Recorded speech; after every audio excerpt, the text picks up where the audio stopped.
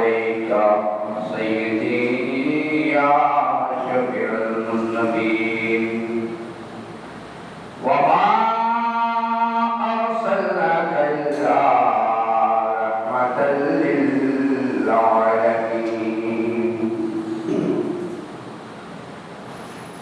أعوذ بالله من الشيطان الرجيم بسم الله الرحمن الرحيم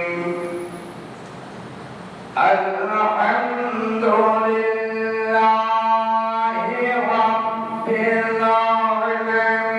العالمين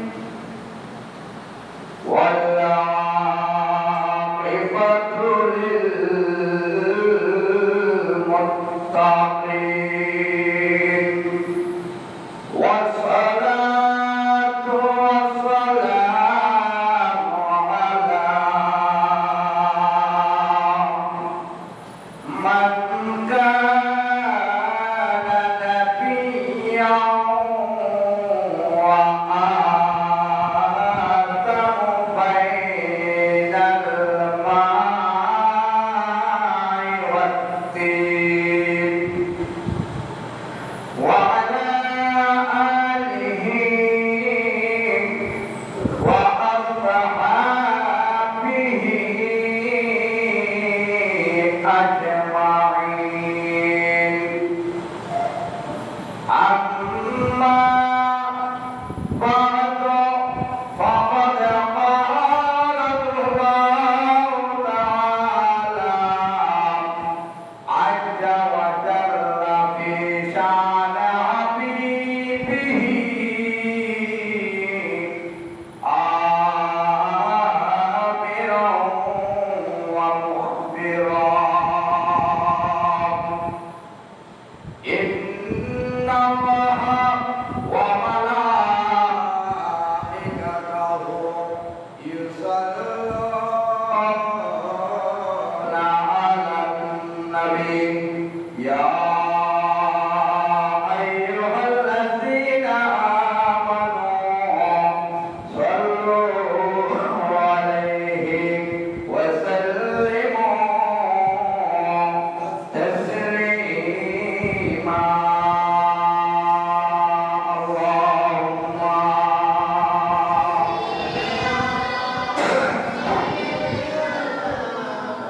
مولانا محمد وعلى آله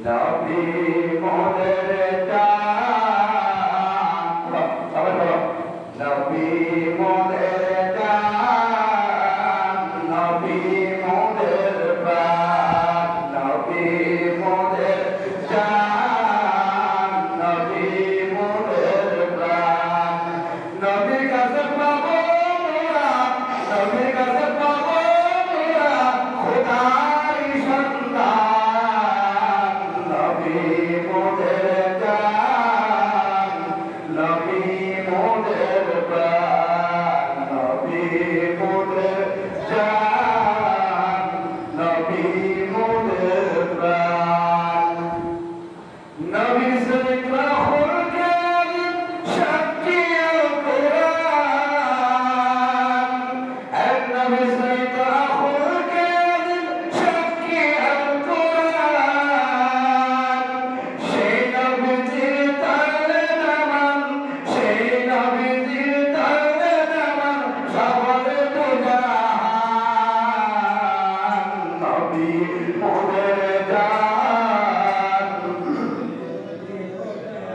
নবী মোদের জান নবী মোদের প্রাণ নবী মোদের জান নবী মোদের প্রাণ নবীর কাছে পাবো মোরা নবীর কাছে পাবো মোরা খোদার সন্তান নবী মোদের জান নবী মোদের প্রাণ আল কোরআনের সব হরফে দয়ার নবীর নাম সুবহানাল্লাহ আল কোরআনের সব হরফে দয়ার নবীর নাম দেখবো মোরা তাকে যদি দেখবো মোরা তাকে যদি অন্তরে ঈমান নবী মোদের জান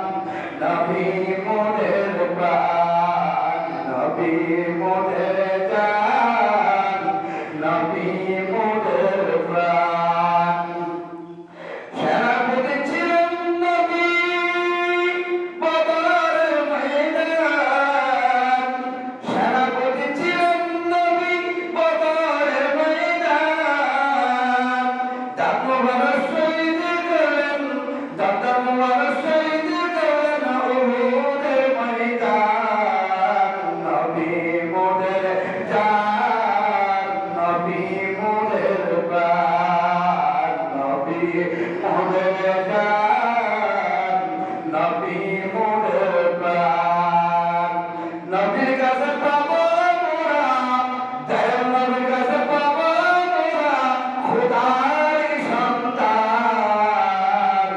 নবী মোদের জান নবী মোদের প্রাণ নবী মোদের জান নবী মোদের প্রাণ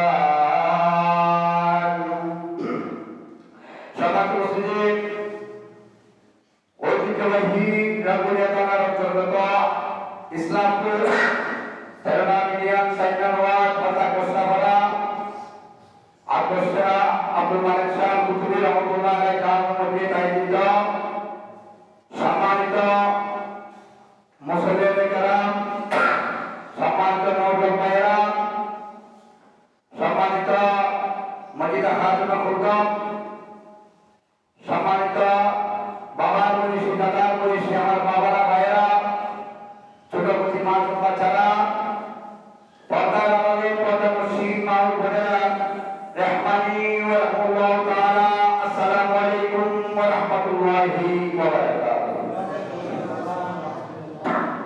আল্লাহ পাক রব্বুল ইজ্জতের দরবার উপরে শুকরিয়া করি আল্লাহ পাক রব্বুল আলামিন আমাদেরকে আপনাদেরকে সতর্ক দিয়ে আজকে পাক পবিত্র সফর মাসের পহেলা জুমা সফর মাসের প্রথম জুমা মুবারকে আসার জন্য বসার জন্য আল্লাহ এবং রাসূলের কিছু গুণগান শোনার জন্য আল্লাহ পাক রব্বুল ইজ্জত আমাদেরকে দয়া করেছে মায়া করেছে এর মাতা আল্লাহ পাক রব্বুল ইজ্জতের দরবারে একটি বার শুকরিয়া করি জবাব ছেড়ে দিয়ে উচ্চ আওয়াজ বলি আলহামদুলিল্লাহ। এর সাথে সাথে আল্লাহর মাহবুব নবী, হায়াতুন নবী, জিন্দা নবী, নূরওয়ালা নবী, কাদরওয়ালা নবী, শাফাআতওয়ালা নবী, দুই জাহানের বাদশা নবী হযরত আহমদ মুস্তাফা মুহাম্মদ মুস্তাফা সাল্লাল্লাহু আলাইহি ওয়াসাল্লামের শুকর গুজার করি। আসমান নিচে জমিনের উপরে রাহমাতুল লিল আলামিনের রহমতের নূরানি চাদর দিয়ে আল্লাহ পাক রব্বুল ইজ্জতের উপর বান্দা এবং রাসূল করিম সাল্লাল্লাহু আলাইহি ওয়াসাল্লামের উম্মত মুমিনদেরকে চমৎকারভাবে বিশ্বাস দেওয়া বাঁচার সুযোগ দান করে দিয়েছেন। এর মাধ্যমে আল্লাহর মুস্তাফা হাবিবুল্লাহ এবং আল্লাহ পাক তার শানের দরবারে আরেকটি বার শুকর গুজার করি, জামাত ছেড়ে আওয়াজ করি আলহামদুলিল্লাহ। যাই হোক, আপনারা যারা এসেছেন বড় ভাগ্যবান, আমাদের কাছ থেকে মুহররম মাস বিদায় নিয়েছেন। আমাদের কাছে এখন আরেকটি মাস উপস্থিত হয়েছেন, সেই মাসটির নাম হলো সফর মাস। বরকত বলি সুবহানাল্লাহ। আজকে ইবনে নামাজ রাহমাতুল্লাহ আলাইহি আল্লাহর পাক পবিত্র 30 পারা কালামুল্লাহ শরীফ থেকে এমন একটি কোরআন কারীমের আয়াত আল্লাহর বান্দা রাসূল করিম সাল্লাল্লাহু আলাইহি ওয়াসাল্লামের জন্য ইবনে নামাজ রাহমাতুল্লাহ আলাইহি তুলে ধরেছেন। এত চমৎকার আয়াত, এত বড় ফজিলতের আয়াত, আল্লাহ পাক রব্বুল ইজ্জত যদি আমাদেরকে দয়া করে মায়া করে আমরা এই আয়াতের প্রসঙ্গে, এই খুতবার প্রসঙ্গে কিছু গুরুত্বপূর্ণ আমরা আলোচনা করব ইনশাআল্লাহ আজিজ।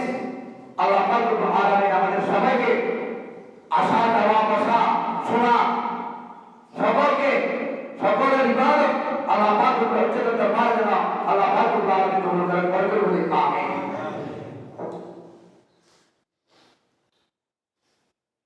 আল্লাহ পাক রব্বুল আলামিন যে কোরআন কারীমের আয়াত এনেছেন, উনি মওতের কথা বলেছেন,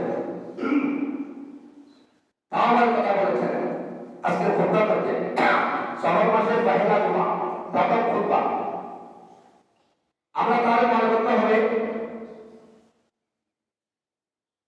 আল্লাহ পাক রব্বুল আলামিন এই আল্লাহর বান্দাদের জন্য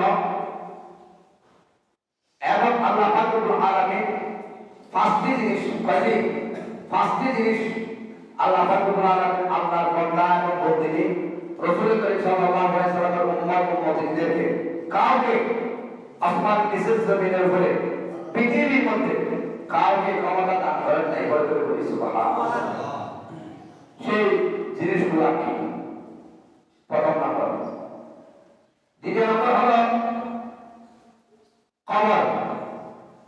দৈনিক মানে দৈনিক বলতে বোঝায় প্রতিদিন।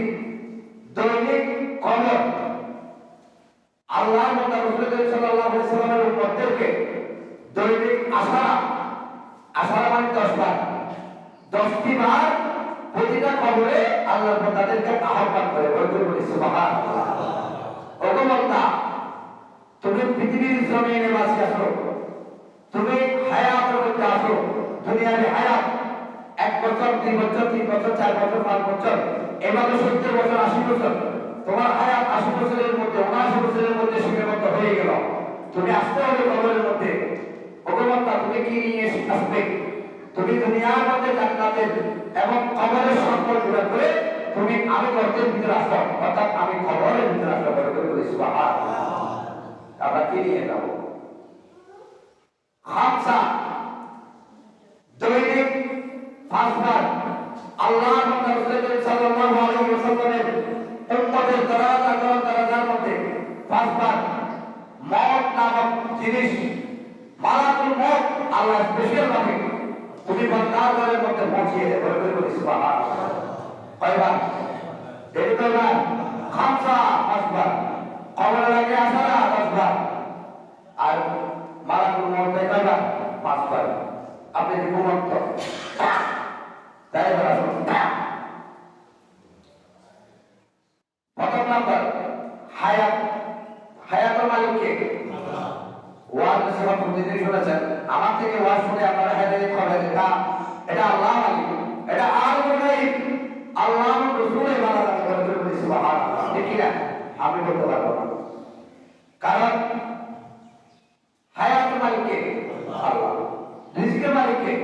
আল্লাহ। মওতের মালিক কে? আল্লাহ। মান সম্মান কিতাবের মালিক কে? আল্লাহ। তাহলে হায়াত, মওত, রিজিক, মান সম্মান, দৌলত মালিক কে? আল্লাহ। এই পাঁচটি জিনিস কোন বান্দাকে দিয়েছে? আল্লাহ কাউকে দিয়েছে? দেন নাই। না দেওয়ার পরে আমরা এত আমিত্ব আমাদের কাছে, এত অহংকার কেন আমাদের কাছে? আমাদের কাছ থেকে মওতের ডরটা চলে গিয়েছে। সেজন্য আমার নবী ঘোষণা দিতে লাগলেন হাদিস শরীফের মধ্যে, এই মওত যার কাছে হায়াতের মওতের চাইতে হায়াতের মূল্যকে বেশি প্রাধান্য দেবে। কাকে? মওতের চাইতে হায়াতকে বেশি গুরুত্ব দেবে, প্রাধান্য দেবে। ওনার কাছে পৃথিবীর জমিনে, দুনিয়ার জমিনে কোন পালা কাজ ভালো লাগবে না। বলুন না, এটা ছিল সত্য, ঠিক কিনা? কারণ মওতকে প্রাধান্য দিতে হবে। আপনি মওতকে প্রাধান্য না দিয়ে মওতের চাইতে যখন হায়াতকে বেশি প্রাধান্য দিয়েছেন, আপনার কাছে কোরআন তেলাওয়াত ভালো লাগতেছে না, মাহফিল ভালো লাগতেছে না, মসজিদ ভালো লাগতেছে না, আপনাকে নামাজ ভালো লাগতেছে না, মিলাদ শরীফ ভালো লাগতেছে না, আপনাকে সামাজিক ভালো লাগতেছে না, আপনাকে সামাজিক কোনো সংগঠন ভালো লাগতেছে না, আপনার ফ্যামিলির মধ্যে আপনার বিবিকে ভালো লাগতেছে না, বাবা বাচ্চাকে ভালো লাগতেছে না, আপনার মা বাবাকে ভালো লাগতেছে না, ঠিক না? এভাবে যতগুলো নিয়ামতের কাজ আছে, যতগুলো ভালো কাজ আছে, ভালো বুদ্ধি আছে, ওগুলা ওই বান্দার কাছে কিনে ভালো লাগে না। কারণ আমার আল্লাহ রাসূল বলতেছেন, যার কাছে মা বাবার মহব্বত নেই, যার কাছে কোরআনের মহব্বত নেই, যার কাছে আহলে বাইতের মহব্বত নেই, যার কাছে আল্লাহ রাসূলের মহব্বত নেই, তার কাছে আমি আল্লাহ এবং আমার রাসূলুল্লাহর ভিতরে নাউজুবিল্লাহ। ঠিক কি না? বুঝতে হবে। তাহলে প্রথম নম্বর হলো হায়াত। হায়াত আল্লাহ পাক রব্বুল আলামিন হায়াত দিয়েছেন কি জন্য? আল্লাহ হায়াত দিয়েছেন এই জন্য, আল্লাহ যেন আমাদেরকে হায়াতের আগে মওতের বাদে সৃষ্টি করে রেখেছেন। বলি সুবহানাল্লাহ। আমরা হায়াত পেয়ে খুশি হলে চলবে? চলবে না, কারণ আমরা মওতের কথা স্মরণ করতে হবে। সেজন্য আল্লাহ পাক রব্বুল আলামিন খুতবার মধ্যে আজকে ইবনে আব্বাস রাদিয়াল্লাহু আনহু কোরআন শরীফ থেকে একটি কোরআনের আয়াত বলে দিয়েছেন। বিসমিল্লাহির রহমানির রহিম। সূরা নিসা, পাঁচপারা, পাঁচপারা, মাসিরে, পাঁচপারা, 9 পৃষ্ঠা, সূরা নিসা। বিসমিল্লাহির রহমানির রহিম। আইনামা তাকুনু ইদরিকুমুল মাউত ওয়ালাউ কুনতুম ফি বুরুজিন মুশাইয়াদা। আল্লাহ পাক রব্বুল আলামিন কুদরতের জবান দিতে লাগলেন, ও বান্দা শোনো, তোমরা যদি আসমানের নিচে জমিনের উপরে নাই, তোমরা যদি জমিনের নিচে সাতটায় যদি পেরিয়ে যদি ওখানে যদি রুকিত থাকো, তো কেন আমি আল্লাহ তোমাকে মালাকুল মউত পাঠিয়ে দেব। সাত আসমান সাত জমিনের নিচে যুদ্ধ হয়, এর মালাকুল মউত তার না হয় বাঁচানো নাই। সেজন্য বলতেছি মালাকুল মউত বাঁচার কোনো সিদ্ধান্ত নেই। ফেরওয়ান ছিলেন তো, মুসা নবীকে যিনি কষ্ট দিয়েছেন তার নাম কি? ফেরওয়ান। উনি না মারার জন্য, মানে দুনিয়া থাকার জন্য উনি তো খোদা দাবি করেছেন, নাউজুবিল্লাহ বলেন না, শিরিক করেছেন আল্লাহর সাথে। উনি একটি পিজারা বানিয়েছেন, সেই পিজারা দিয়ে একটি ছিদ্রও নেই, মানে একটি বাতাস পর্যন্ত ঢোকার ছিদ্র নেই। ফিল্টার তো ঢুকতে পারবে না, ফিল্টার চাইতেও বাতাস আরো দ্রুত না, বাতাস পর্যন্ত ঢুকতে পারবে না। এরকম করে একটি পিজারা বানিয়ে সাগরের তলার মধ্যে রেখেছেন। উনি ওখানে কি করেছেন? ফেরওয়ান। যখন আল্লাহ যখন ওনার হায়াতের বৃদ্ধি যখন ফুরিয়ে গেল, আল্লাহ পাক রব্বুল আলামিন মালাকুল মউতকে বলেছেন, এই মালাকুল মউত, তুমি চতুর্থ নম্বর আসমানের মধ্যে কি এখন বসে থাকবে? তুমি জমিনের মধ্যে চলে যাও, গিয়ে যিনি আমি খোদাকে খোদা না মেনে যিনি খোদা দাবি করেছে আমার বান্দাদের কাছে, ওনার রূপ কবজ করে আমার কাছে নিয়ে আসা বলে বাবা নিচের কেনা বাস্তবে চাইতে পারে আমার কথাই দেখে না বোঝার জন্য বলতেছি। তাই শুন, আমাদের সমাজের মধ্যে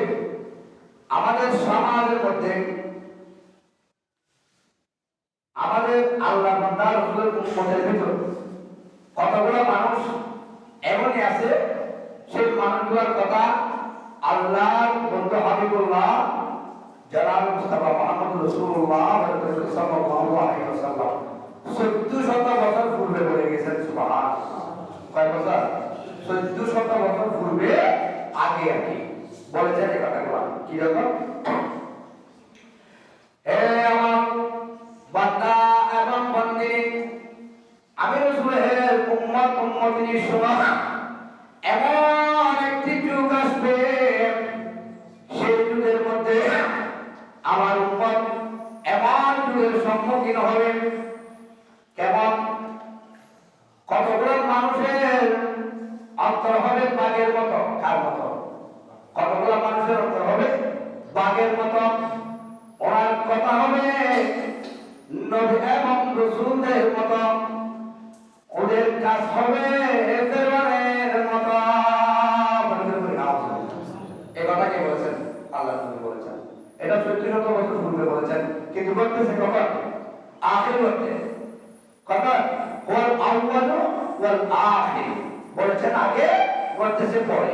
এখন বলতেছে কিনা? এরকম মানুষ আছে কিনা? আছে। এবার তিন শ্রেণীর ব্যক্তি কখনো আল্লাহর আপনি জান্নাতে প্রবেশ করতে পারবে না। এরা কারা?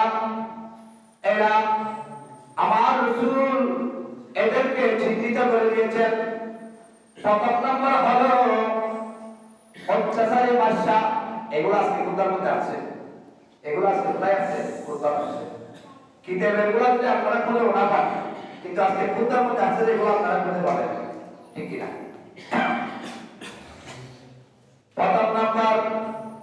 প্রথম নাম্বার হলো অত্যাচারী বাদশা, যার কাছে ক্ষমতা আছে, যার কাছে আল্লাহ ক্ষমতা দিয়েছে, এবং মৃত্যু দেরি নেই ক্ষমতা দিয়েছে।